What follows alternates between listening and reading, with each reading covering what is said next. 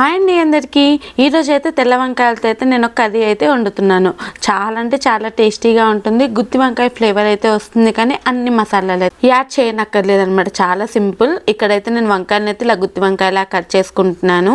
ఆ తర్వాత అయితే మసాలా కోసం అయితే ఇక్కడ ఆనియన్స్, టమాటోస్, అలానే 2 జీడిపప్పులు, అలానే కొద్దిని వెల్లుల్లి వేసుకొని కొద్ది వాటర్ వేసుకొని అయితే పేస్ట్లా చేసుకోవాలి.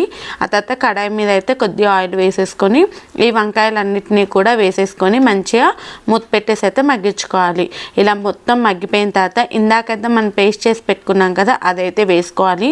ఆ జార్లో కొద్దిగా ఉంటుంది కాబట్టి వాటర్ కలిపేసి వేసుకొని మూత పెట్టేసి అయితే ఇలా దగ్గరికి వచ్చేంత వరకు మగ్గించుకోవాలి.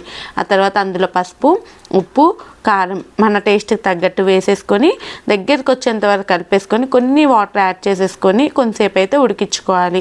ఇలా మంచిగా దగ్గరికి ఉడికిపోయిన తర్వాత కొద్దిగా గరం మసాలా, కొద్దిగా కొత్తిమీర వేసుకుంటే సూపర్ టేస్టీగా ఉండే వంకాయ కర్రీ రెడీ. నచ్చితే లైక్ అండ్